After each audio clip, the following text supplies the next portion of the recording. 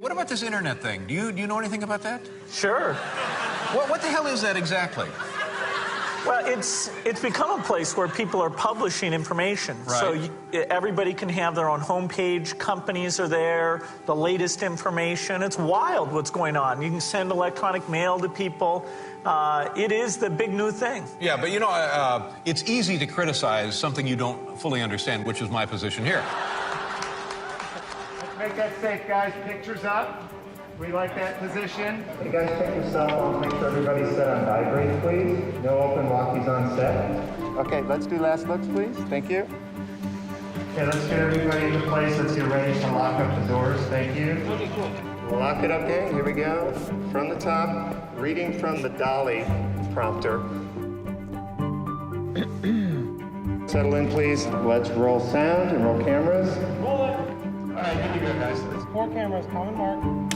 And action. I'm Brian Armstrong, co-founder and CEO of Coinbase. When Coinbase first got started, we were a simple place for people to buy and sell Bitcoin. The largest U.S. cryptocurrency exchange is about to be a publicly traded company after years of skepticism from Wall Street about Bitcoin. Coinbase is a company with an ambitious vision to create more economic freedom for every...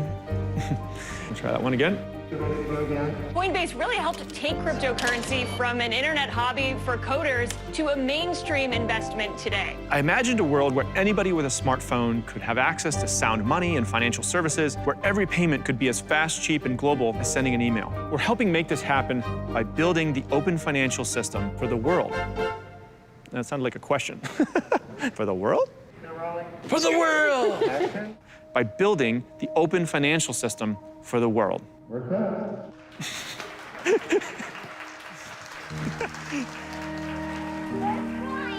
I grew up in San Jose, California. The early days of the .com boom was happening in Silicon Valley. Pretty cool guy, Brad. The spacecraft has landed. It was kind of a nerdy household. Right there with the camera.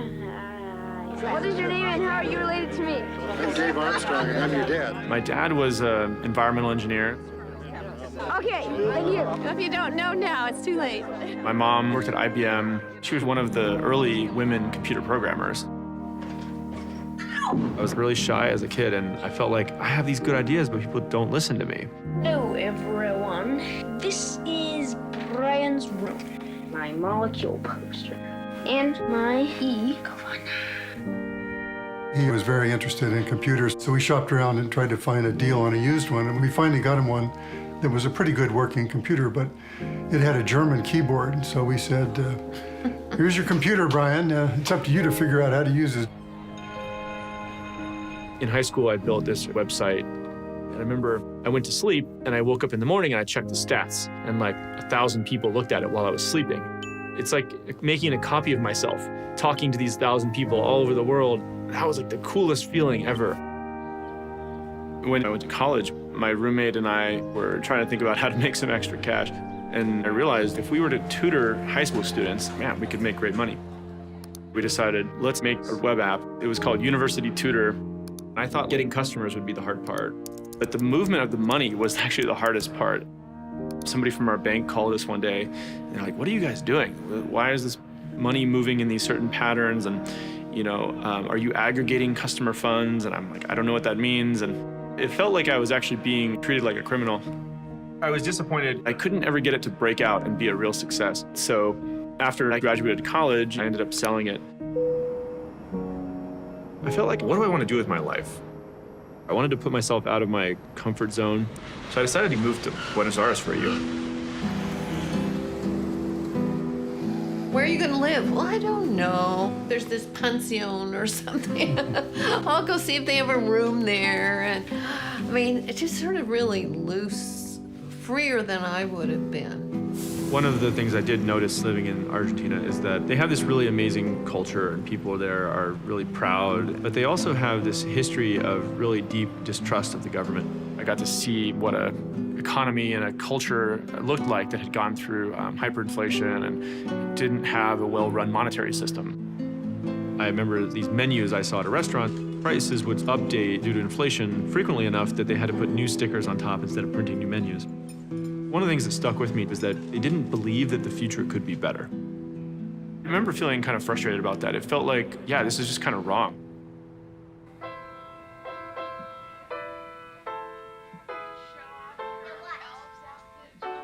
Around Christmas time, 2010, I came back to California and I was just home with my family and I happened to come across the Bitcoin white paper.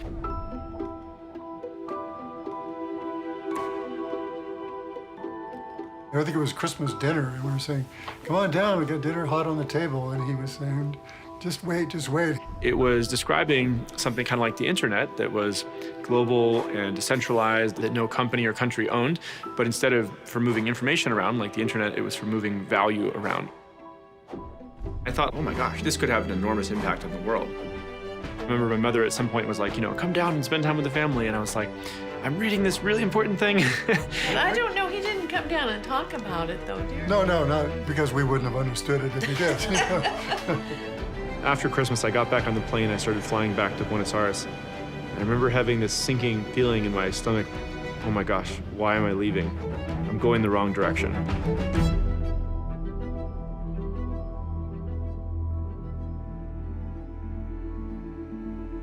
The Bitcoin white paper was a major technological breakthrough. It actually solved a number of major computer science challenges, and it allowed a new thing to exist in the world that people found valuable. Each time we figured out how to do a new thing on the internet, we fundamentally disrupted a major industry. Email disrupted the postal office. The World Wide Web disrupted all of media and advertising. SSL allowed us to do commerce over the internet. One way to conceive of Bitcoin is it's the technology that allows us to move money over the internet. We've had lots of digital monies for a long time, but they were regulated by banks and other big large institutions like a national government. Bitcoin is a cryptocurrency that takes a very different view, where it's decentralized and not in the control of a central state.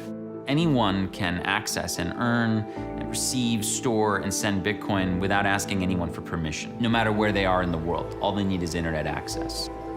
Bitcoin is providing a form of economic freedom to everybody on Earth that we never had before. Bitcoin is giving the power to the people and making it more of an even playing field. Doesn't matter their background, their race, ethnicity, poor kids, black kids, Spanish kids, whoever, you can participate and not have to be from Wall Street. Modern money, as we know it, more or less started in the Depression in the 1930s. And yet it feels to us that the way money is now is the way money has always been, and that any other way to do money is ridiculous. Money becomes money when a lot of people believe that it is money, right? Like, if I make up Goldstein bucks and only I think it's money, it's not money. But if 100 people think it's money, then it's like kind of money for those 100 people. If we all buy and sell stuff with it, it's like money a little bit for us. If 1 million people think it's money, like it's pretty money-ish now. If 100 million people think it's money, it is definitely money. Bitcoin today still feels to many people like an uncertain, slightly crazy, outside of the mainstream idea. Back up 10 years ago, people would have thought you absolutely insane. I came back from Argentina and eventually took a job at Airbnb, but kind of just couldn't stop thinking about Bitcoin. I just had this very visceral sense that the economy is becoming more global, but many countries around the world don't have stable financial systems, and it's deeply unfair. I really believed in the potential of Bitcoin to create empowerment for people, but it needs to be dramatically easier to use and trusted and safe. Using Bitcoin at that time was pretty difficult.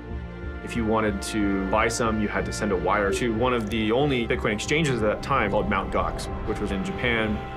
Frankly, it was not the most trustworthy place. Authorities in Tokyo arrested the former head of the Japan-based Mt. Gox for allegedly falsifying financial records. Several $100 million were unaccounted for. Also, by the way, if you actually acquire any Bitcoin and your hard drive crashed, your Bitcoin would be gone. So I felt like the solution is a hosted Bitcoin wallet. In the evenings and weekends, I started tinkering with this prototype. The big idea was make Bitcoin easier to use. Just the concept of cryptocurrency, what's that? And how are you going to make a living off of it? I'm not sure we still understand that. Yeah. The analogies that I had in my mind were services like Gmail. If you lost your phone or your computer, your email wasn't all gone. It was in the cloud and people were doing security and backups for you. Remember, I was talking to somebody, I'm thinking about launching a hosted Bitcoin wallet. And this guy was like, oh my gosh, that's a terrible idea. I thought, maybe I'm crazy. I was like, I think this is kind of cool and interesting, but like nobody else seems to think so. Let me apply to Y Combinator and see what they say. Y Combinator is a startup incubator, meaning it funds a whole bunch of startups at once and then tries to help them get rolling. The minute I got accepted into Y Combinator, I decided I was quitting my job at Airbnb and starting this new company. How is he going to survive? Does he have health care? What's going to happen here? Does he have enough to eat? So unfortunately, very few startups succeed. We tend to think of the ones that do, Google or PayPal, these kind of iconic public companies. This is why we created HUDL. Statistically, the chance of a startup going public is less than 1% for sure. I can't wait to tell you more. Going public is for founders what winning an Academy Award is for an actor. All right, I need to pick some name for this thing. I happened to be reading the Wikipedia entry for the Bitcoin protocol, and I saw the word Coinbase in there. Coinbase is okay. I didn't love the name, but I'll change it later. Coinbase is a hosted Bitcoin platform. You can access your money from any device. You don't have to worry about security and backups. We'd love to have you bring it. We'd love to have you help us bring it to the rest of them. I need to... For 3 months, you go through this Y Combinator boot camp, and then you go pitch at demo day in front of all these investors. Coinbase is doing for Bitcoin what iTunes did to the MP3. Brian's idea was not a hot deal with investors after demo day. This was not the one that every investor in the Valley was talking about and felt like they had to have a piece of. It was really depressing. After I graduated from Y Combinator, there was a lot of things that I couldn't figure out how to do, and I needed to find a co-founder. I kind of grew up on the internet, played way too many video games. My parents thought that was a total waste of time. Fred was certainly in high school into that in a pretty serious way, to the point where, in my opinion, he was kind of losing sleep and we needed to tell him to kind of go to bed. One time, to try to get me to stop playing, my mom shut off the circuit breaker for the whole house. Needless to say, she was unsuccessful. After college, I went to work at Goldman Sachs as a foreign exchange trader. I thought it was the closest I would get to playing a video game for a real reputable job. Goldman is an elite institution, and the job that he got was well into the 1%. When I got there, I learned that this video game wasn't that much fun, unfortunately. I found Bitcoin on a blog one night and became obsessed. It got to the point where I was trading Bitcoin in the bathroom at work. One day, I see this post saying, I've created this demo app that makes it really easy to use crypto, and I'm looking for somebody to work on it with. Here I am thinking, yeah, it kind of seems like cryptocurrency is small and crazy and feels like a toy right now, but that seems like something I would really want to spend my time working on. My cell phone rings, and it's Fred. And Fred says, Dad, I think I'm gonna go join this startup. And I said, okay. He decided to turn his back on lifetime financial security, sell all his stuff, go out to the West Coast for a highly risky venture. The office was a glorified apartment. It looked like a bachelor pad.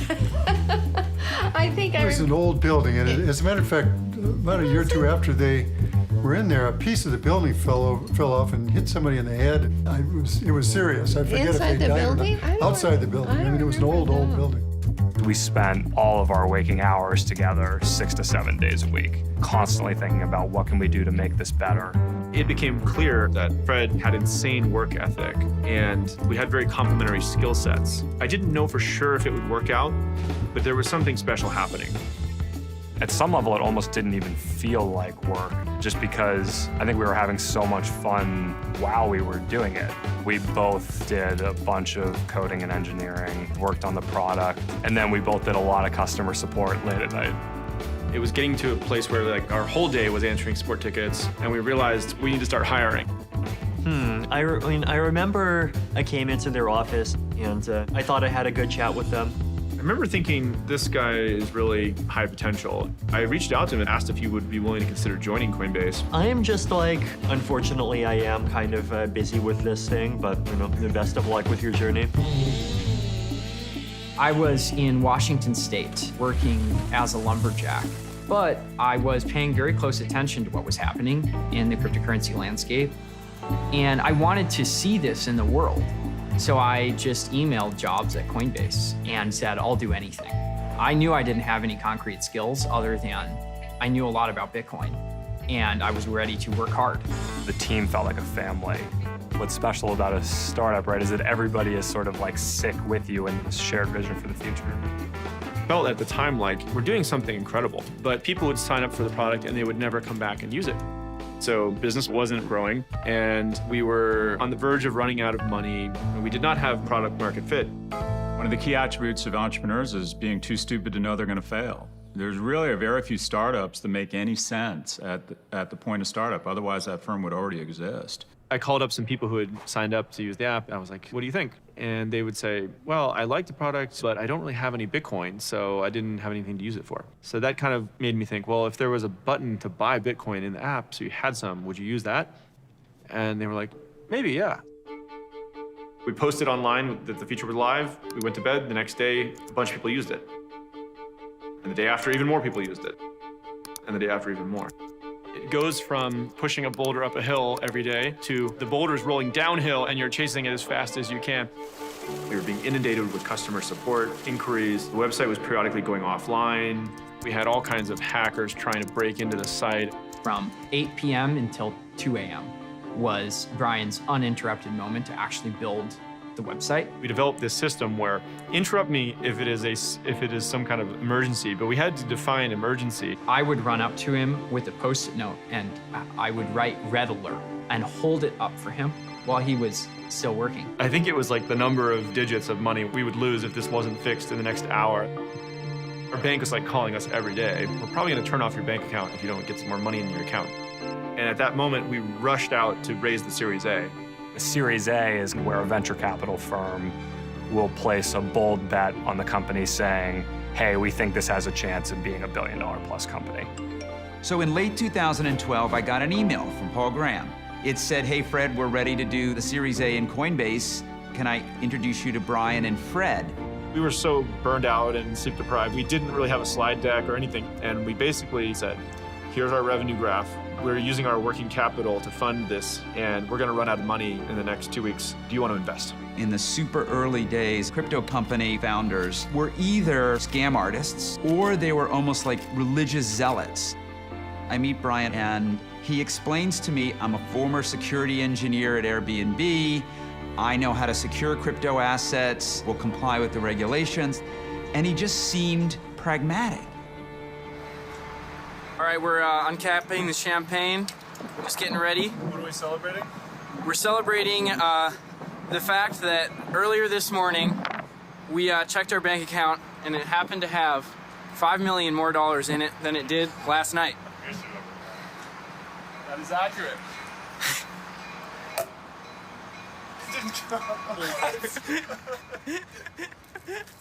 We briefly took an adjournment from the monitors in the office to go up to the roof and celebrate.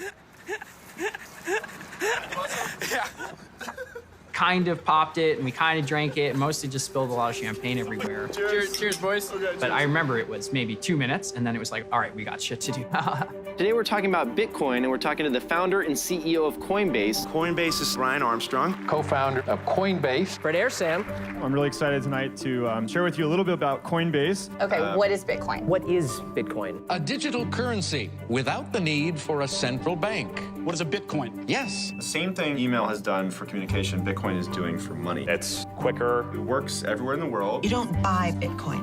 No, you can. There are currency traders online. Yeah, one Bitcoin's worth $3. We literally have our parents try the product. Does it look like a normal wallet? It's on your phone, so instead of carrying it in your back pocket. Yeah, let's see what's in your wallet. It's kind of... I'm told that the protocol was developed by an anonymous programmer, Satoshi Nakamoto. You don't think it was Al Gore, do you?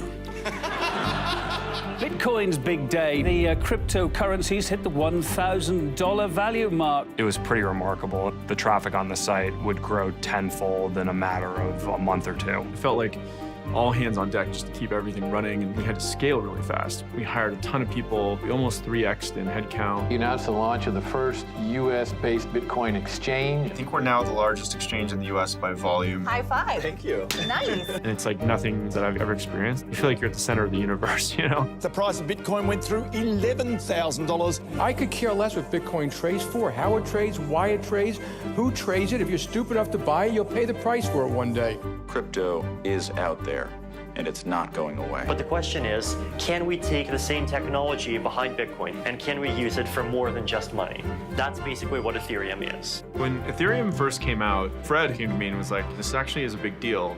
We should go beyond just being a Bitcoin company. We have to add Ethereum. Initially, I was a little skeptical, but the more I looked into it, the more I felt like he was right. Our mission at Coinbase is to create an open financial system for the world. Billions of people have smartphones, but they don't have a bank account. So the cost of opening a bank account is zero. Soon the world is only going to buy and sell products using Bitcoins. Bitcoin has no unique value at all. It doesn't produce anything. You stare at it all day and no little Bitcoins come out or anything like that. It's a delusion. I fundamentally believe it is being used primarily for illegal activities. This is Silk Road. It's an eBay for drugs that use Bitcoin as the means of exchange. One of the biggest Bitcoin exchanges, called Mt. Gox, based in Tokyo, went bust. Calls into question the future of Bitcoin. Mt. Gox got hacked and like Bitcoin crashed and the media went away and things cooled off. The numbers are pretty eye-watering in terms of the scale of the drop that we are seeing. Price of crypto had been trending down. Our revenue was flat to down. A lot of our competitors, they decided to pivot to do something else. We were getting to a place where we felt like, if this doesn't turn around soon, we're gonna have to do a layoff. Did anyone read that article about Bitcoin I sent you? And at the end of 2017, we started to see another crypto rally. Bitcoins are booming. Bitcoin broke another record. We are going through this period of growth that is almost never seen. This started as two people in an apartment, and now we're discussing global expansion. The Wild West. It is. It really is. Yeah. You're like a cowboy in the Wild West. So thanks, Brian. Thanks, Fred. Brian's a very sort of calm, reserved, strategic, long-term thinker. And Fred's kind of was like, wanted to mix it up, you know, constantly mixing it up. And of course, that combo is what made things work. But there was a lot of tension in the relationship. The closest parallel to having co-founders is a marital relationship. You're spending a huge amount of time together. Your economic futures are conjoined. You have visions about where you're going, where those visions, you're always gonna be working, they're never gonna be perfectly aligned. Brian and I met in August of 2013, and what he told me was, I'm looking for a coach to take care of the co-founder relationship. Fred and I had our first difficult conversation. Would you be willing to meet with us? I think co-founder relationships are just like any other relationship. They're all complicated. And you have to keep investing in them, like going to the gym. It's not like you just do it once and you're done. Brian started sharing with me a bit about what was going on, a conversation between them. And a couple minutes into the session, I looked at Fred and I said, "You don't want to be here." And his response was, "No fucking way." Pejoratively, I viewed it as armchair therapy. This is for weak people. I don't want my brain reprogrammed this way. What Brian and Fred needed to work out is at the end of the day, one of you is CEO and one of you's not. And that's a difficult situation for the non-CEO co-founder. Fred always wanted to run the company, and it was never gonna happen. Brian was and is the CEO at Coinbase. I think he's done a great job in that role, but ultimately I think that was a limiting factor for me. So over time, I got really excited about removing that glass ceiling for myself and starting something where the sky was the limit personally.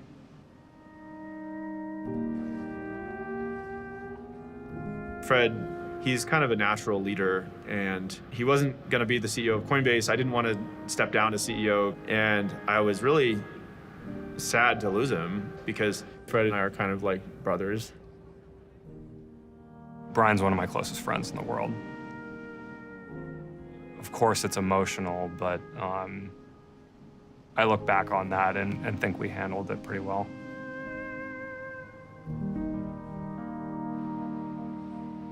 I do feel emotions. I don't express them the same way as other people.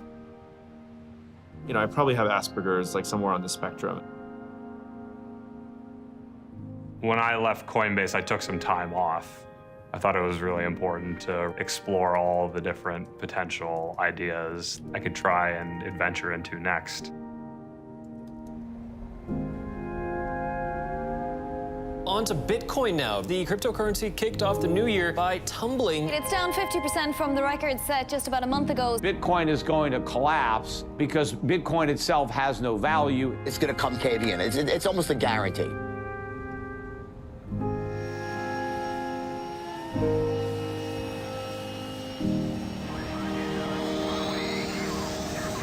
Let me actually do the hard Q&A first. Okay, that's fine. I just want you to really nail this. I want you to tell this audience what the heck it's used for today. Can you buy stuff? Is it investment? It seems quite volatile. Please explain Bitcoin to us. Well, that was a lot. So I'll try to start at the beginning. Cryptocurrency is just digital money, and that's the simplest way to understand it. And people don't need to understand all the technology, how it works underneath. They're buying crypto because they want to own a little piece of it because they think it might go up in the future. And really, there's just a ton of potential about how it can evolve in the next 10 years. So for that answer, start with Bitcoin. Start pretty simply with Bitcoin. Yeah. Brian, these days when you talk about cryptocurrencies to laymen, how quickly do people's eyes glaze over? It's kind of this mind-bending thing when you first read about it that takes people a little while to wrap their head around. The short explanation I give to people, I say, this is digital money. You know, instead of for moving information around, like the internet, this is for moving value around. So what effect do the crypto scandals have on what you're trying to do? Whenever a new technology gets created, it can be used for good or bad. It's kind of the Wild West. And so that's been, I feel like, our role is to be, hopefully, an adult in the room and go proactively seek out regulators and see how we can create a more trusted environment. So you've been described as a Vulcan Swiss banker. Haven't heard that one in a while. I didn't quite know what that meant when I read it. It's sort of inscrutable and hard to get information out of. But actually, I find you quite charming and open. Is this the new Brian Armstrong? Well, I was a software engineer, right? I had never managed anybody. And when you go make something and then suddenly it's like, oh shoot, I need to figure out how to be a CEO, right? I'm trying to find my voice as CEO, but I'm hopefully becoming a little more comfortable in my own skin, and I think we got along pretty well, Bill. Great to meet you, and we'll carry on.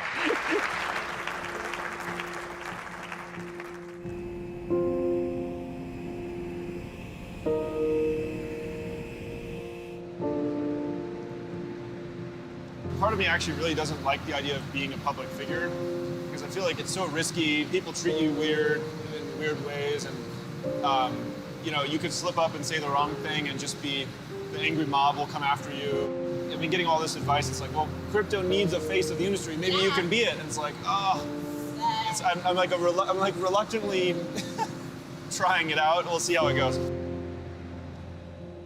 To be a successful entrepreneur, it's very difficult to not develop the skills of an extrovert. They might be introverts naturally, but they figure out a way to be very extroverted when it comes to their stakeholders. They say the meek will inherit the earth. They're not going to inherit the NASDAQ.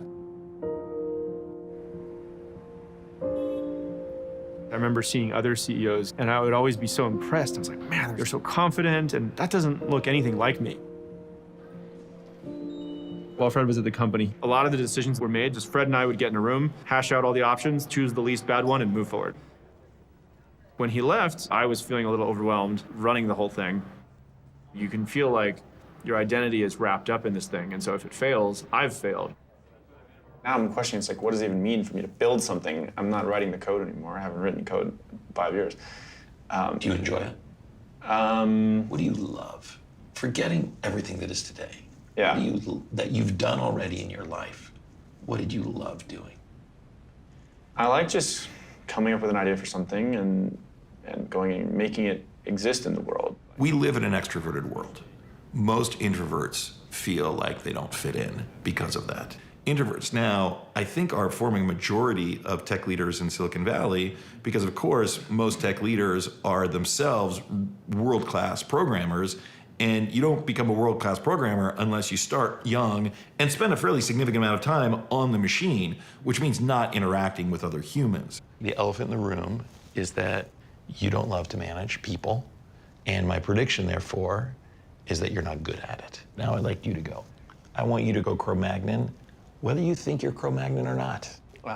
Doesn't matter. Okay. And the structure of I blame forces you to go Cro-Magnon. Okay. Matt, I blame you for being so persistent on this and not letting it unfold naturally. Every time we meet, we have to talk about the same goddamn issue, and we've been over this a million times. Just like, let me do my own thing. Awesome. Who else can you blame?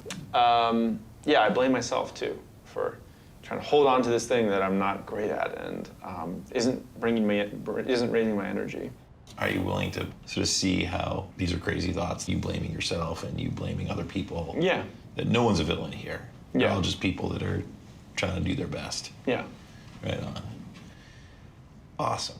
If I can share a thought with him, like, Brian, you're completely fucking up your role as CEO, and here's what I recommend you do. And with almost any other person, that their ego would go, what? How dare you say such a thing to me? I am all powerful. And with Brian, a big smile comes over on his face. And the first thing he says is, thank you. Because all he cares about is improving. And therefore, feedback is the most precious gift that he can receive. Because of how fast we're growing, the dynamics of trust within the company change really quickly. Not too far before I joined, there was like this level of assumed trust because we were like fewer than 150 people. We all kind of know each other. And pretty quickly, we moved far beyond that number, and there isn't the same sort of assumed trust between employees. Yep, I agree. At 150 people, I can keep in my mind everything we're basically working on and who everybody is and their name and what they do. And past 150, it's like, that's even difficult to keep track of. And occasionally, you'll pop into some meeting to hear a status update, and you're like, that's happening in the company I created? And like, I can't believe it. We're about 800 employees now, and we're learning how to operate at this larger scale.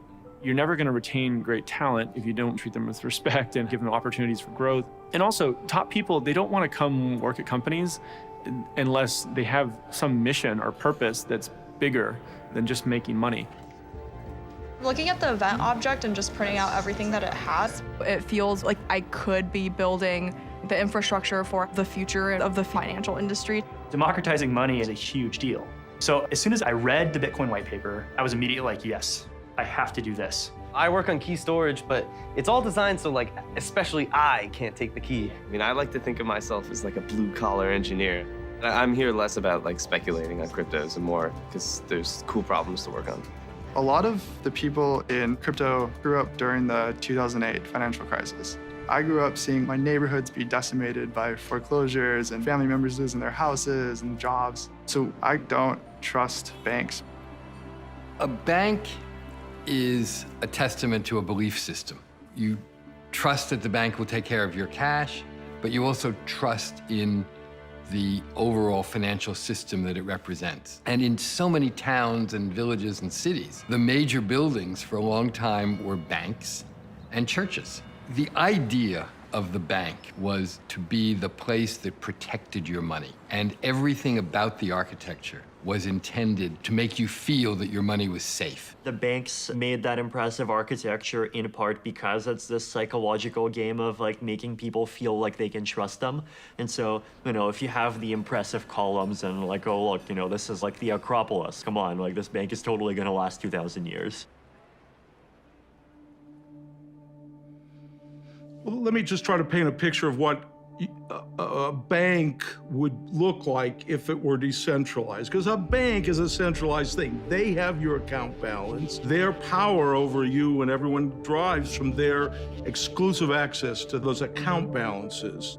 But there's a different way to organize those account balances where each of, say, 1,000 computers has a copy of those account balances. If they then agree on each change, because they see a digital signature by the account owner saying, move money from my account, and a majority of them agree, it will always be a consistent set of account balances. So it's a beautiful thing. Part of the genius thing about Bitcoin is you don't have to trust any one person. There is no one person in charge. Nobody runs Bitcoin. Nobody is the boss of Bitcoin, right? The code is what you're trusting. So it doesn't matter who Satoshi Nakamoto is. It doesn't matter at all. You don't have to trust Satoshi Nakamoto to use Bitcoin. You just have to trust the code. If you think about the history of financial scandals recently, the London whale trade, the mortgage crisis, things like that, all of those things at some level were examples of where human trusted parties are fallible or even potentially criminal. But technology is technology. It isn't criminal. It has no motive. It's not looking to make more money. It just balances accounts. That's why crypto ultimately is solving a 1,000-year financial problem, and it will supply the trust that has been lacking. Oh my God, donut day. We're here highlighting different features and products to figure out ways to actually use cryptocurrencies to buy like day-to-day items such as donuts and burritos. My personal favorites. I'm so glad you guys are doing these dogfooding sessions. The reason it's called a dogfooding event is the idea that when you're trying to teach your dog new things, you give it treats. We are basically incentivizing people to try out this new product that we are going to launch tomorrow. That's weird. I can't use my USD coin as payment to instantly buy. You have to do a conversion. Yeah, conversion. That's a fail. Where's the consumer team? Awaiting payments. Actually, I sent. So is this pending? Sense, right? Yeah, it should take a little bit of time. This is from the consumer app. This is one of these things I want to try to instrument this year. That's like end to end. What is our average time from a person pulling out their phone to it seeing a green checkbox? Hey, how's it going? I'm Marilyn. Good to meet you. Just joined. Oh, nice. Which compliance? Welcome to the team. When Bitcoin came out, it was You got excited about it? oh my God, this could change the world. Yeah. And, yeah, I thought by now we would be mainstream. Yeah. And, well, this is why I want to do stuff like this, because for it to be mainstream, we have to iron out all these little bugs. All right, good stuff, guys. I'll send in my feedback, but this is really good. Thanks, Brian. Yeah. Cheers. Even something as simple as the credit card, when it was first created, no one knew how to use it. When you walk up to the store, do you give it with one hand? Do you give it with two hands? We had to learn how to do all of those things. And the same thing is true of crypto. It doesn't feel native to a lot of people today. in order to actually get to mainstream adoption, we have to demystify this space. All right, we're live on YouTube. Hey, everyone. I'm here with Sam McInvale. We've had a lot of good questions from the community. What is the next level in, quote, trust? To become the most trusted is a low bar in digital currency. I would push back a little bit on that trust is a low bar in digital currency. Having seen firsthand how much effort goes into securing digital assets. It's incredible. I mean, it is a level of investment that is actually unparalleled in any other asset class. And then how do you build trust? Trust, I mentioned this briefly earlier, to me it's track record. Many banks have existed for well over 100 years. I mean, Wells Fargo's logo is people coming west, in the late 1800s. It's going to take some time for trust to really build. Trust is like this reservoir, You can, every little action that you take, you can put a little bit into the reservoir and bank it up. And then, if you make a mistake, you might have to make a little withdrawal of that reservoir. So I'd like to think we're putting those in there so that if we ever do make a mistake at some point, we can come back and fix it and people will kind of give us the benefit of the doubt.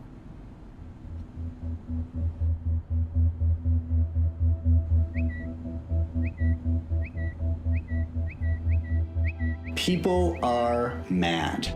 Delete Coinbase is a movement that just started recently after the acquisition of Neutrino by Coinbase. Neutrino is we'll say, controversial blockchain analytics company.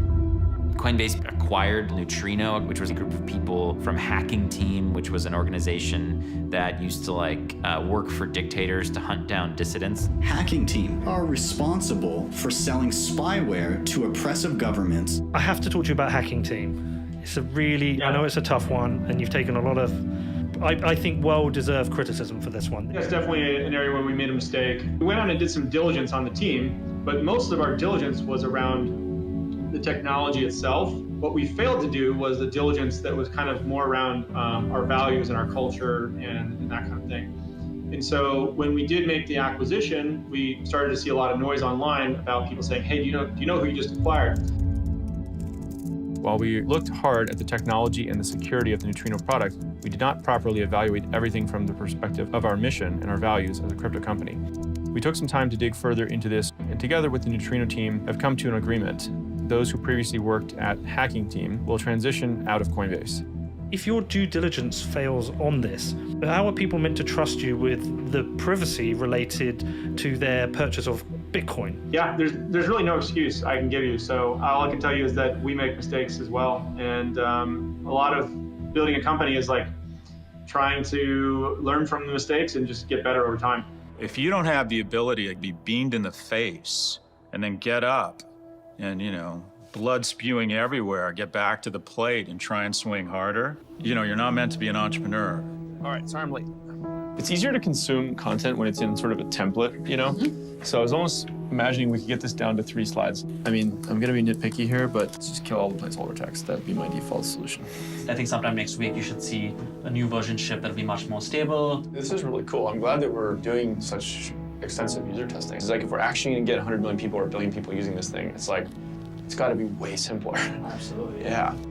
We're kind of caught in, I think, an inflection point where we have to be eyes wide open about what really is going to resonate with people. And crypto is just not understood. I think people tell themselves that's not for me.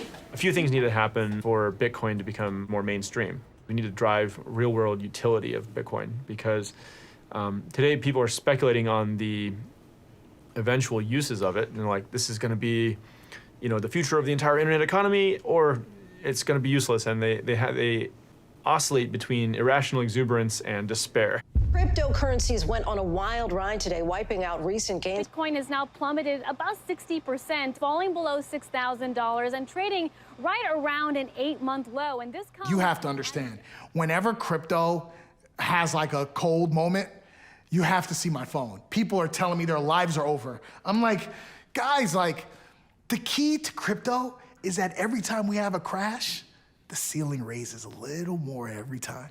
So the first time Bitcoin crashes to a couple $100. Next time it crashes to 1,000. Next time it crashes to 5. Next time it crashes to 20. We've seen the volatility of Bitcoin decrease every year for like the last 5 years.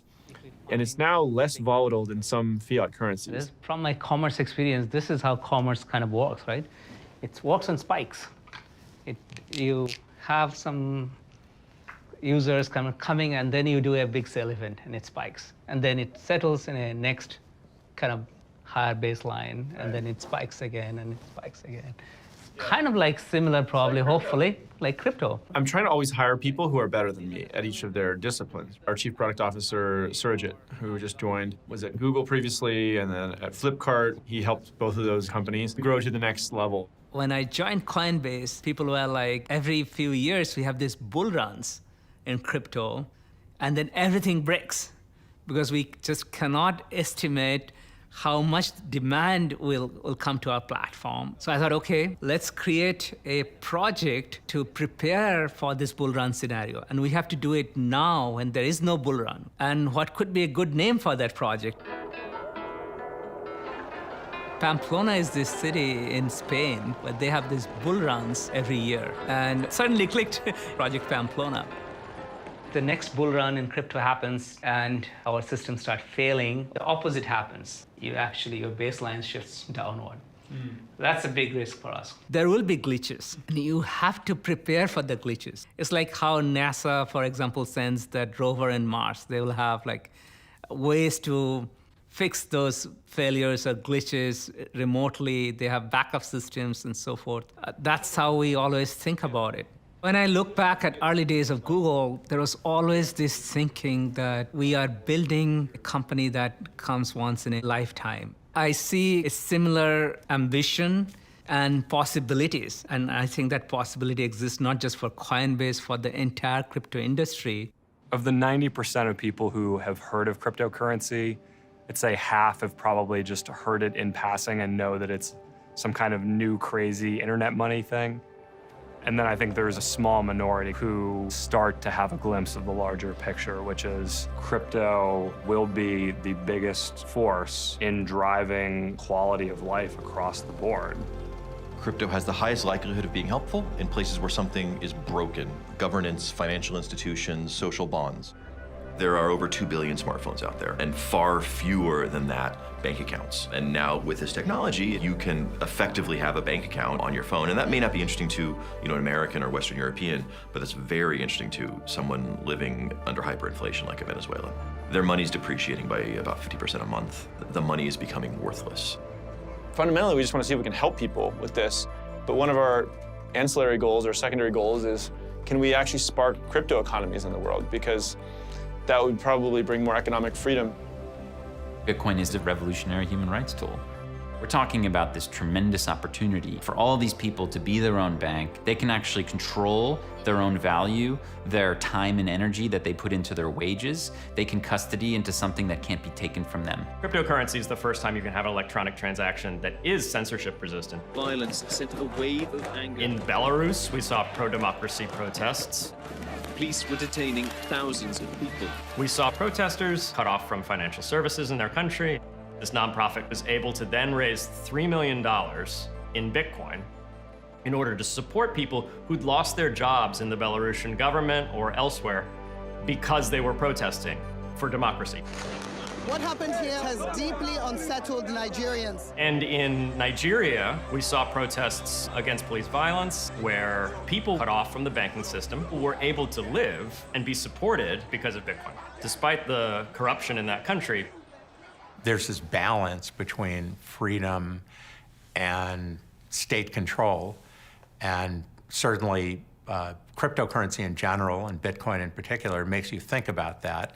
And I think the challenge to regulators is the bar is moving pretty far, pretty fast. Because there's a lot of skepticism in government about crypto in general. Do you ever get that feeling that, I just want to tell them how this actually works? I want to educate them. Well, it wouldn't surprise me if that happens, because I do think crypto is going to keep becoming more and more relevant in the world. It's actually funny, when I go to DC, usually all the staffers that are in the kind of the waiting room, they all come up and are like, Coinbase, I love Coinbase, I have the app. And then I go meet with the senator or the congressman, and they're like, what is this technology about? For the first time in his presidency, President Trump publicly commented on crypto, and he doesn't like it. Bitcoin, it just seems like a scam. Coinbase CEO Brian Armstrong tweeted, "Achievement unlocked. I dreamt about the sitting U.S. president needing to respond to growing cryptocurrency usage years ago. First they ignore you, then they laugh at you, then they fight you, then you win. We just made it to step 3, y'all." Crypto could be even more dangerous for consumers. They help terrorists and criminals move money around the world. Terrorism financing, criminal activity of all kinds. They present real risks through their use by the criminal and terrorist organizations trying to conceal their illicit activity. I was a federal prosecutor for over a decade, prosecuting organized crime with the United States Department of Justice. I felt a deep sense of doing what's right and bringing people who have broken the law to justice. The Mongols are in a fierce, bloody feud with the Hells Angels. I prosecuted a high-profile murder involving the Hells Angels and the Mongols motorcycle gangs, a case involving the Nuestra Familia prison gang. I also prosecuted corrupt federal agents investigating the Silk Road case. Late 2012, one of my bosses in the Justice Department came to me and said, there's this new technology that's being used criminally called Bitcoin. We need to get to the bottom of this. A new website sells illegal drugs to anyone who is willing to pay. Payment was in Bitcoin. I thought, this sounds criminal. And I started looking into it, what was Bitcoin? And that was when I had a really powerful aha moment. This is a technology like the internet. It's not inherently good or bad, and it's not a thing that can be prosecuted. In fact, we were able to use crypto technology to trace criminal activity. The first time I met Brian, I actually remember it well. A first impression that some of us in the government had was that people involved in crypto didn't believe in laws or regulation at all. Brian really stood in stark contrast to that.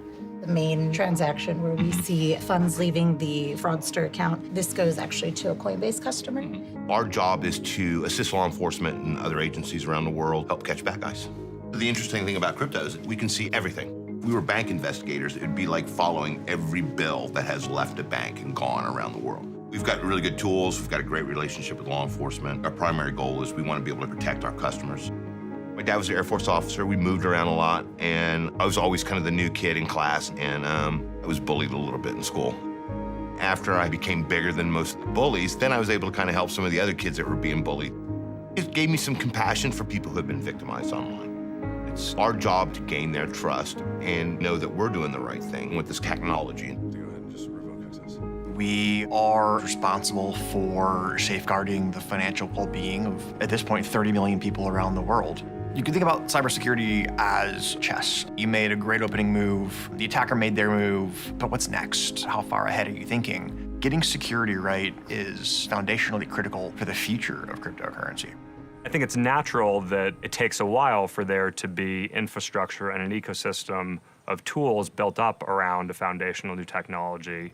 When electricity was invented, it took a long time from the original spark until we lived in an electrified world. I think we're just going through a similar arc of development with cryptocurrency. The most important technologies in our lives today are the ones that we don't see or think about. We don't think about the electrical system unless it's off. We don't think about the very complicated system that we have of bringing running water into our homes unless something happens to it. And crypto, I think, is headed in that direction, where, yes, it will become embedded and essential, a component of the infrastructure as essential as water or plumbing, sewage, electricity.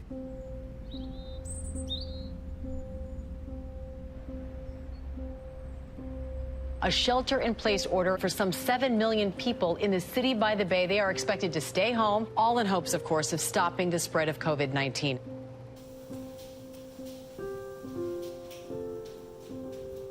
Everybody is working as hard or harder than they have, and in the face of this change, feels less productive than they have.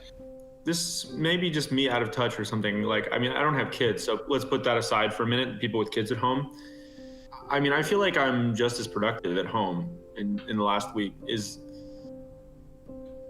I mean, but maybe I just deal with stress well. Like, these things don't really faze me. So what's the deal? What am I missing here?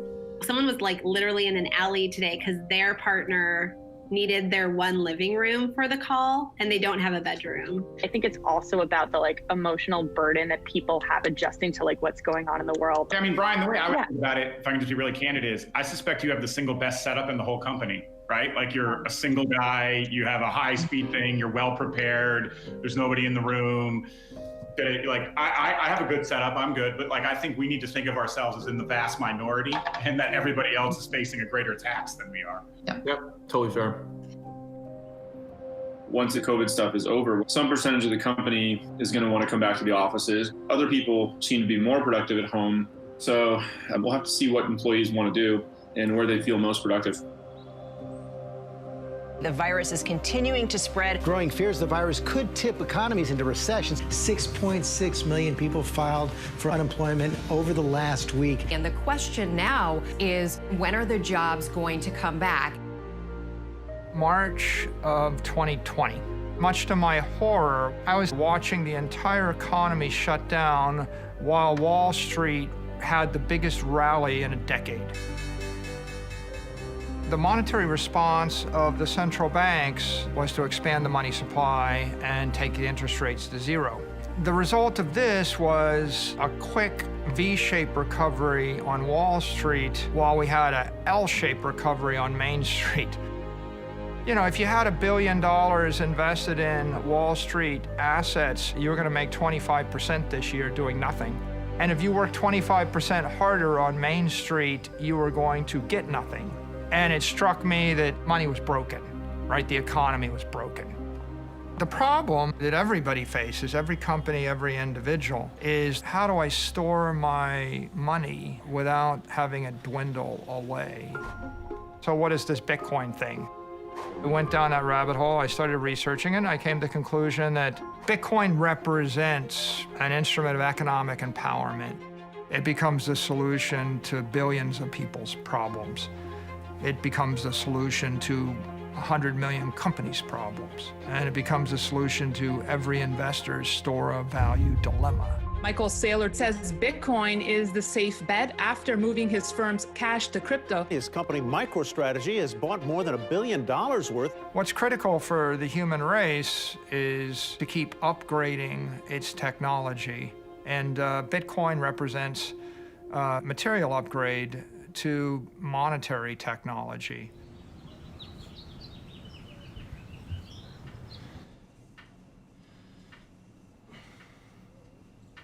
Technology is the highest leverage way that I know to have an impact on the world. Other people, they'll tell me, I really like mentoring kids because they're gonna have a much bigger impact than some app. I get that, but for my skill set or my mind, the way it works, I'm like, I wanna go for scale. We still have lots of hoops to jump through with the SEC to make this work. Everyone is working basically from 8 a.m. till midnight daily. Yeah, maybe we should just shut down the company for a week. Make everybody go take time off or something. Whenever you're trying to go public, it's always a lot of work. Fall Fruits is our internal code name for our process to go public. We're having a lot of discussions about all the mechanics of how it all works. It's like drinking from the fire hose and trying to not make any major mistakes. So my initial thought was like, okay, maybe Coinbase should just go public in a crypto native way and issue a crypto token that is a security token, meaning it represents a share in Coinbase, and list our token on our own exchange. That's kind of where the future is going. Someday it'll all go through a computer, Brian. It's like it's on its way to your utopia, but it's not there yet. Okay, I guess, yeah. So now we're becoming a public company. Do we want to do a direct listing versus a traditional IPO? I think the arguments for direct listing better align with the internal, external reputation we want to have. In the direct listing, you're saying we're going to let the market set the price. We don't know what the price is. Goldman doesn't know, that these investors don't know. Let's let the market set the price. Anybody who wants to buy can buy. Direct listing feels more quote unquote fair to me. One of the things a lot of entrepreneurs try to figure out is like, do I even want to be a public company CEO? Because there comes with its own set of challenges. But I think it comes with a lot of positives. It's a way to have big impact. I have a very specific vision in mind about what I want us to accomplish. A lot of it comes to economic freedom. That's what the mission of Coinbase is about.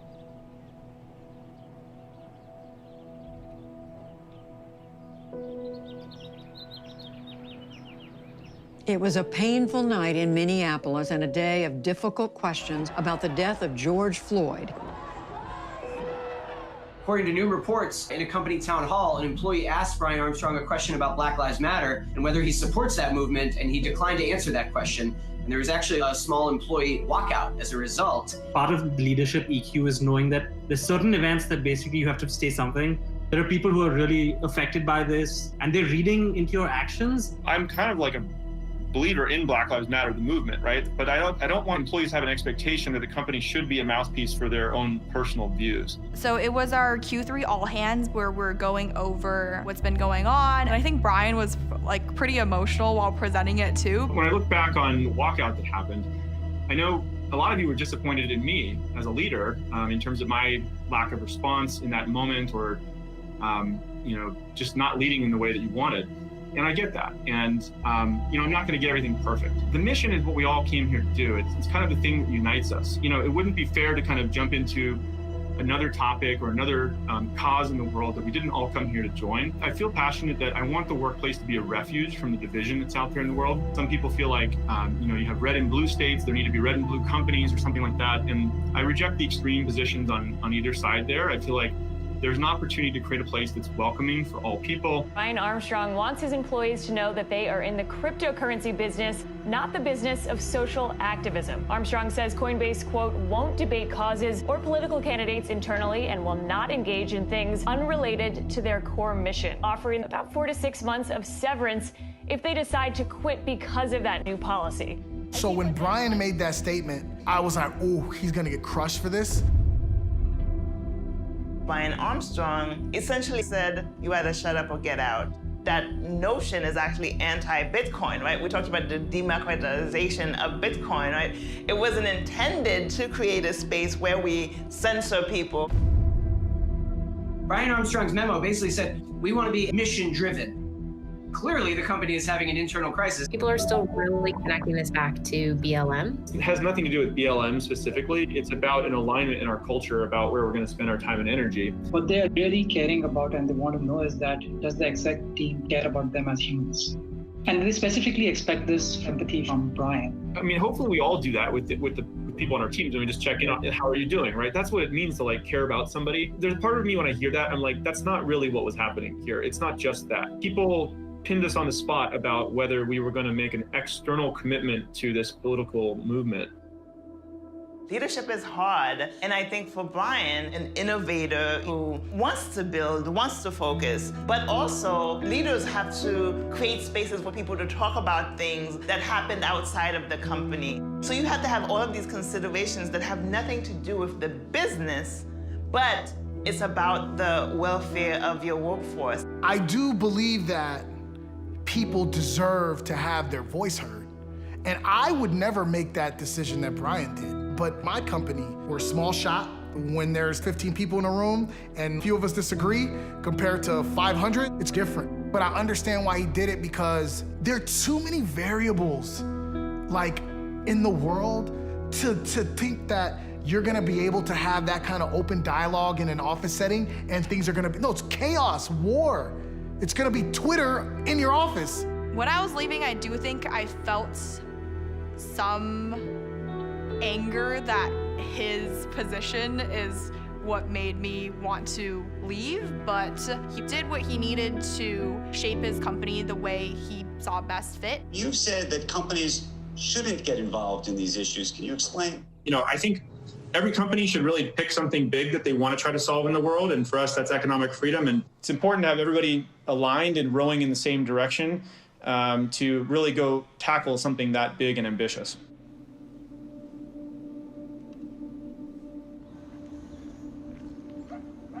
I think if I were going to do it again today, I probably would have acted sooner and I would have made it even more clear. Part of the reason it got to the place it did was that I noticed that it was an issue, but I kept trying to sweep it under the rug because I didn't have the words to really deal with it or the experience. Really kind of unfortunate thing. It was really stressful for everybody involved, but it was actually one of the most important things we did to get clarity as a company to all be aligned and moving towards the mission again.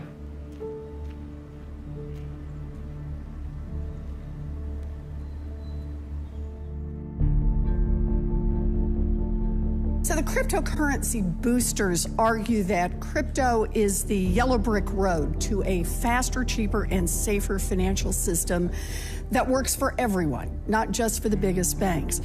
There is no question that our financial system needs change, but I'm not convinced that crypto is the solution. Instead of leaving our financial system at the whims of giant banks, crypto puts the system at the whims of some shadowy, faceless group of super coders, which doesn't sound better. I'm meeting with as many people from the Treasury and senators and executive branch that I can to establish relationships and try to be helpful as people try to wrap their head around crypto and what this industry is going to be. I'm just picking up Katie, by the way, at the hotel. Eventually, hopefully, this can turn into a clear regulatory framework for the industry. Hey, although he was always wanting to play by the rules and build a company that abides by them, Brian himself never had any interest in going to DC meetings. I think that's one of the signs that Brian's really matured into being a CEO, is he knows this is his responsibility. Fred and I were co-founders. He was always the one who'd be like tromping around DC and like doing all these, meet with DFS, and I could just focus on product every day. Yeah. And, Crypto is a brand new industry, and therefore it is undefined. We have to go educate the government about what crypto is and what the advantages are. With innovation, we're always going to come against entrenched interests. 35 years ago, when I started practicing shoe leather politics, I was working for National Semiconductor. Maybe someday all watches will be made like the Seiko digital alarm chronograph. Up till then, all watches were mechanical. The old watch industry passed a law forbidding any watch in the United States that had a chip in it. Same old story. We had to repeal that. We repealed that law. Being the CEO and founder of the biggest company in the industry, Brian has that responsibility. I was nervous that maybe he wouldn't put on a coat and tie. In DC, it's about respect. If you wear a turtleneck, they're still going to talk to you, but it's going to get them off focus. They're going to be thinking about the turtleneck. Let's keep them on focus, and we can get right down to work. We've all seen this movie before. Just like the internet, we believe that the crypto industry is going to create millions of jobs if we can get regulatory clarification. One of the biggest hindrance on this space has been lack of regulatory clarity. The government has a number of problems in providing clarity for crypto. The American financial regulatory system's insanely fragmented. Let's go on. Good. The senator's just wrapping up his prior meeting. Sure. You've got the OCC, you have the FDIC, the Federal Reserve Board, the Securities and Exchange Commission, the Commodity Futures Trading Commission, the Treasury Department, FinCEN. It's crazy. And then there's also the state law issues. And so that multiplies your problems by 53 states and territories who all have to have some base of education in order to figure out how to apply their laws. And they are going to treat this thing with respect to their specific policy concerns. The next meeting is Pelosi's office. Since we're in the Capitol, I'm going to tell her, hey, just have somebody walk us over to Schumer's office. There might be some anarchist type folks that are like, why would you ever meet with the government? I love freedom and I want there to be an open financial system for the world. I also am a practical person and I realize we live in a country that has laws and I'm trying to navigate a path through that. We have a lot of problems in our society and the only way you're going to fix them is if you change things. So change is a natural part of life, and I think you have to write your rules and enforce your rules in a way that recognizes that change is going to happen. We've got to embrace innovation. We've got to let people try things. Some things are going to fail and some things are going to work, but as long as we think that it can be done in a way that's consistent with the rules in our marketplace, we should let it go forward and let investors decide. I love the idea that a whole new generation of people is thinking about solutions to problems that have really plagued us for a long time. I couldn't really read him. Is he just a very calm and thoughtful and kind man, or was he disinterested? I couldn't tell. I think very much the former. Really? Yeah. Yeah, he's quite stoic. Most of the politicians we've met are so extroverted. They can't help but like launch into all these stories. And he's just like, thank you for telling me. And he wouldn't say anything else. He said he had an engineering background, didn't he? So a pattern. Maybe there's something to that. Yeah. I am here trying to build trust. It just says a lot to show up in person and meet people that can't really be replicated in any other way. And hopefully when they meet me, they realize I'm trying to do something good in the world. Well, if there's a bill introduced, then they'd have to go get educated on it. Imagine that Electronic Commerce Act. So what if there was a Crypto Commerce Act? Yeah. I don't know. I'm just making this up. But it's such a nebulous concept. And to get all the different parties to actually work together is like pulling teeth. I think the way to look at it is it's a game, and the government makes the rules. And they can keep changing the rules until they win. And they have to win because they have to collect taxes, fight wars. There's no way we're going to live in some libertarian world where there's no government thanks to cryptocurrency. That's just nonsense.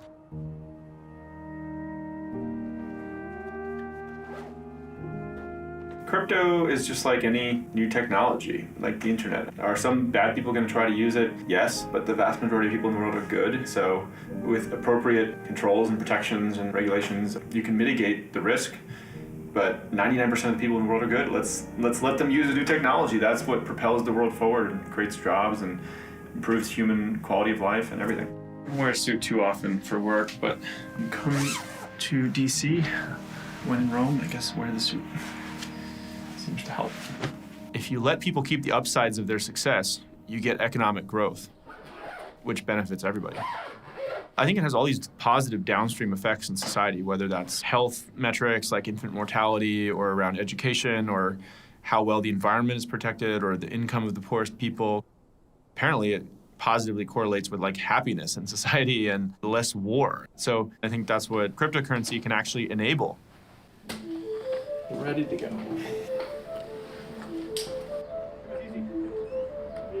We set a realistic bar for ourselves, anyone who we felt like, we had some synergy with, that we counted as a huge win.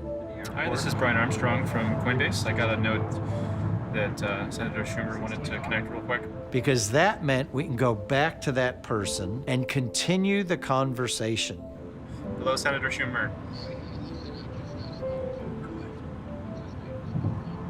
Yes. Thank you for saying that. I really appreciate the time we had, and looking forward to staying in touch. Yeah, that was great. Thank you so much. Have a good day. Bye. All right. He was real chatty, wasn't he? Yes. Well, he's busy, but he said he wants to keep in touch. He wants to make sure I knew that his door was open. So whenever you talk to him on the phone, he just about hangs up. That's an efficient meeting. I like efficient meetings.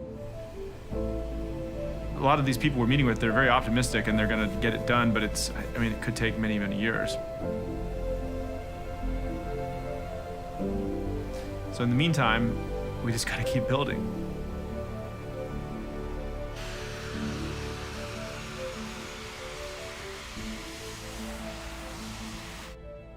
Bitcoin going bananas over the weekend. The cryptocurrency topping 61,000 for the first time ever. What an exciting 3 days we've had in the Bitcoin ecosystem. I'm sure it has been for all you Bitcoin ballers and watchers. Not long after we invested in Coinbase, Brian emailed me and he said, Fred doesn't own enough of this company. I want to give him some of my stock.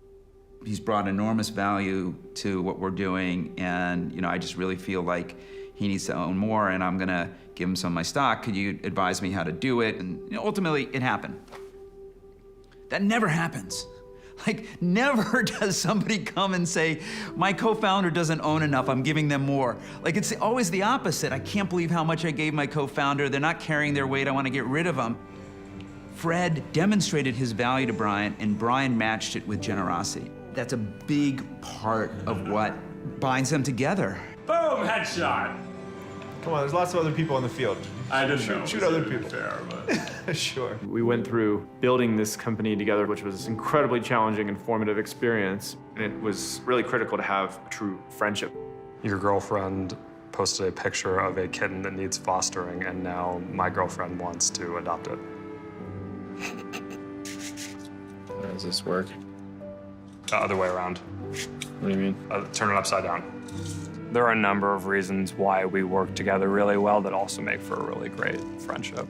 That's something that I really value and I think transcends anything that happens in the business. Switch. They built something amazing together. Fred remains on the board. He's Brian's biggest supporter.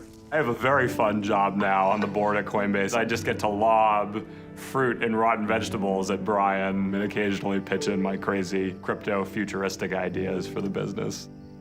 I feel extremely privileged to have been able to build something that has gotten as big as Coinbase has. And I'm really excited about doing that all over again with Paradigm, a crypto investment company where we're helping entrepreneurs build the next things that are going to be world-changing. So that's like an $80 million trade. You can see like it routes some like USDT to DAI. I think eventually all of finance will be built on top of this technology. My sort of hope for Uniswap is for it to be this fair piece of the financial infrastructure that is powering this more equitable financial system.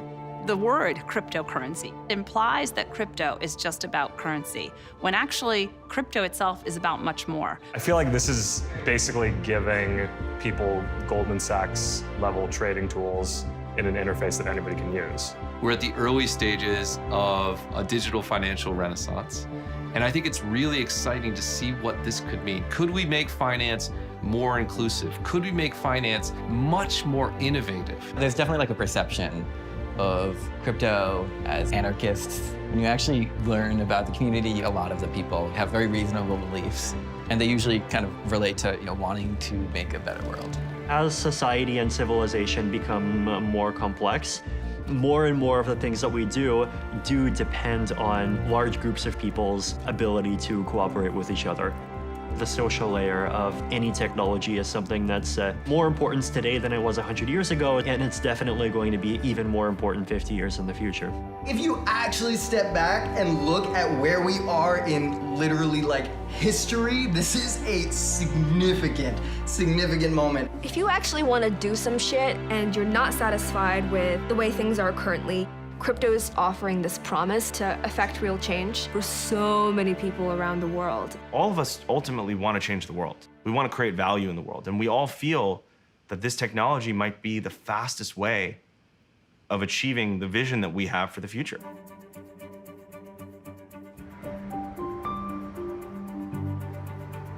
It's history in the making at the NASDAQ. Welcome, welcome, welcome. We have an exciting morning here at the NASDAQ. All right, stand by, secondary line. Crypto trading platform Coinbase finally making its highly anticipated Wall Street debut. All right, the auction will officially start at 10:10. As it becomes the first major crypto business to go public in the United States. Eyeshadow, eyeliner, and bells on. We're ready to go. Today is certainly an important milestone for Coinbase, but it's also an important milestone for the crypto industry.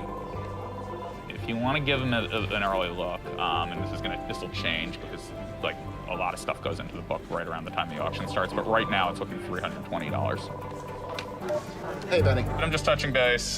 This is super preliminary, but it does feel like low 300s is the right zip code. Yeah, I feel very comfortable. So there's Jay Heller that you're seeing right there. So he's actually on the phone right now with Goldman Sachs, and he's really giving them very detailed information where all the buyers and all the sellers are to make sure that we come up with the right price before we open up the stock for trading.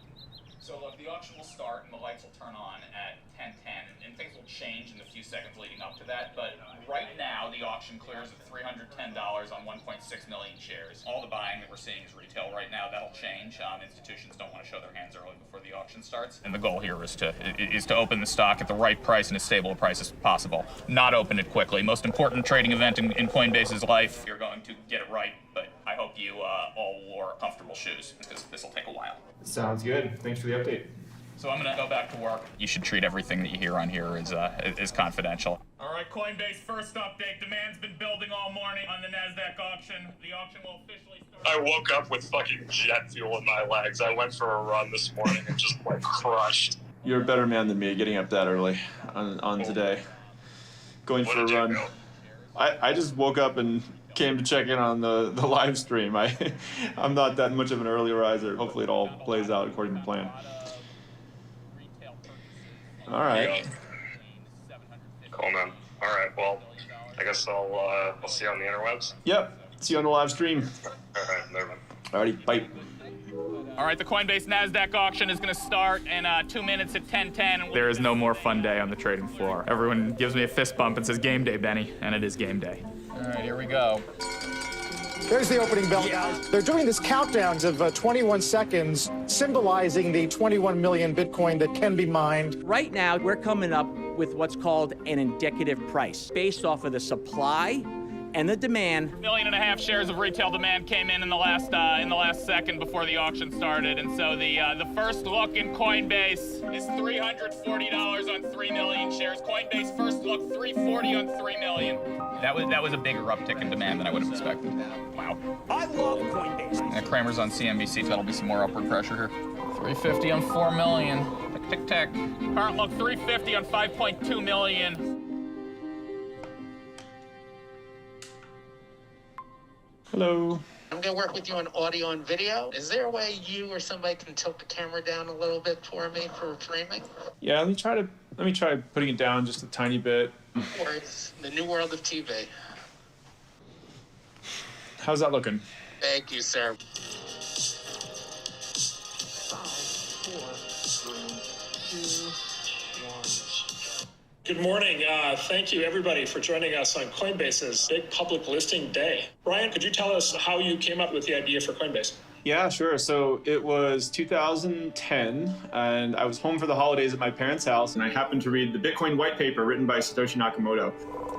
All right, still building here in Coinbase. Plan is to open the stock in the next 30 minutes. We learned a new piece of information about 30 minutes out. We were in this because we wanted crypto to work. We wanted there to be more economic freedom in the world. We are getting closer in Coinbase, 377 on 8 million, so finish your lunch. Goldman Sachs, when they are ready to give us the green light to open up the stock, they will verbally repeat the size of the order as well as the indicative price. People no longer need to be scared of it like in the early days. There's going to be a tremendous amount of activity here after the open. 5-minute warning, Coinbase. Get your flow in if you're sitting on the sidelines. 382 on 8.7 million. Got stuck to buy on balance there within 5 minutes. Stand by for the already open. Don't go too far here, because I guarantee you we are getting close. It truly is a new economy. It has hundreds and thousands of companies being created in this space. The stock will open within the next 2 minutes. I got the 2-minute warning. 2-minute warning. How can we really leverage this opportunity to create more jobs, more economic growth for people in every country in the world that embraces this? This is like the moment at the wedding. Speak now or forever hold your peace. All right, here we go. All right, hi guys. Hey, man. All right, I see the stock $381 on 8.83 million shares. That is confirmed. That is what I say. Open the stock. Opening at 381. Stand by.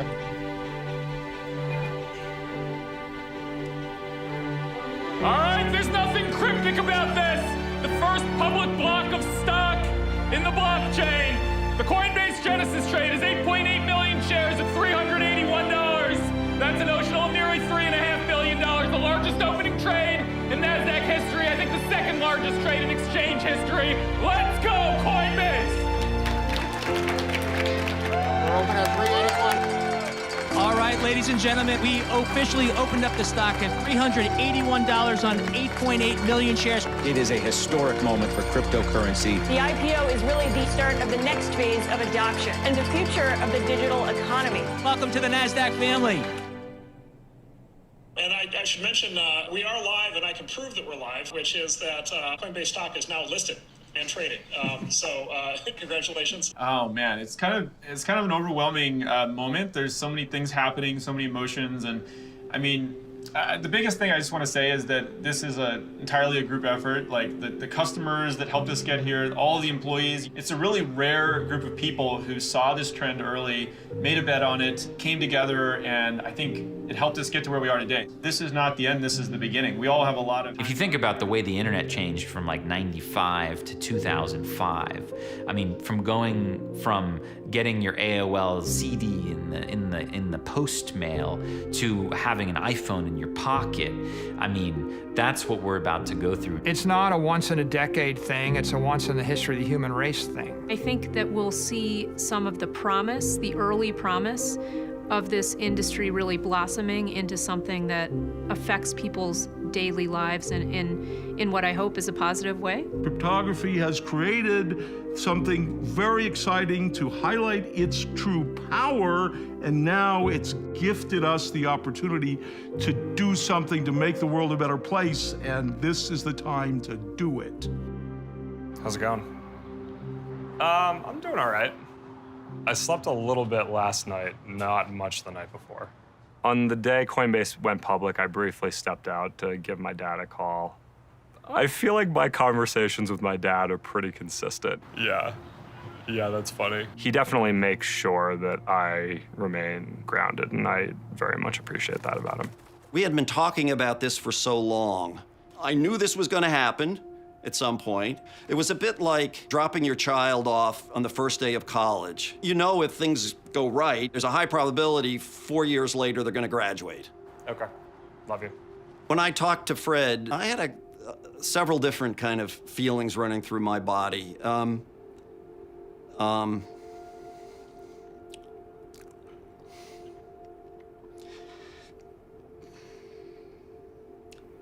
think the one feeling that I got really close to was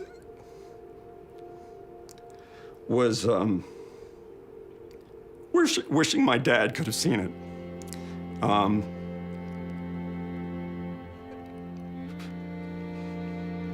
I was proud of Fred before Coinbase, and I look forward to continuing to be proud of him. Nobody knows for sure how this technology revolution is going to turn out. Yeah, I don't know that I understand it. I really don't. But I do trust that Brian understands it.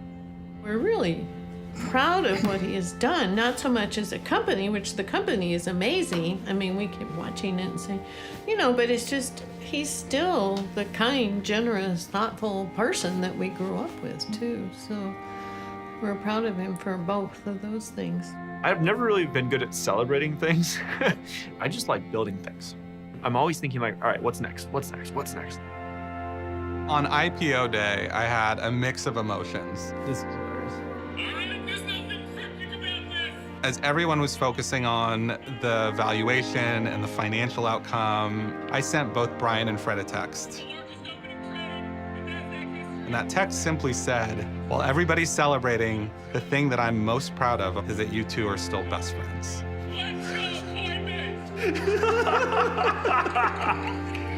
They're all clapping on the trading floor. Holy shit. You worked on the trading floor. I literally sat right there. There isn't a sliver of light between them that people can pierce to say those two aren't as close in reality as they appear to be. And I think it is a fundamental part of the success of Coinbase, and for them individually. A jackalope is a fictional character, right? What's a jackalope? It's an antelope and a jackrabbit. Why do you never see lizard eggs? I assume they must lay eggs, right? I wonder what the frontiersmen thought when they saw this. I think like, oh, this is really beautiful, or they're just like super on task. Gotta build this dam. This is super cool. Wow. It's machinery to sift the gold out. It's probably like pretty advanced technology at the time. Yeah. I wonder why they called it the Wall Street Mill. They left Wall Street due to other opportunities. Just like you. I feel like we always fall into a natural rhythm where on hikes you go out first. It just feels more natural for some reason. I don't know why. Me walking first? Yeah. Yeah. Well, I feel like there's probably a deeper meaning in that thought. Yeah. You think you would have made a good frontiersman? Questionable.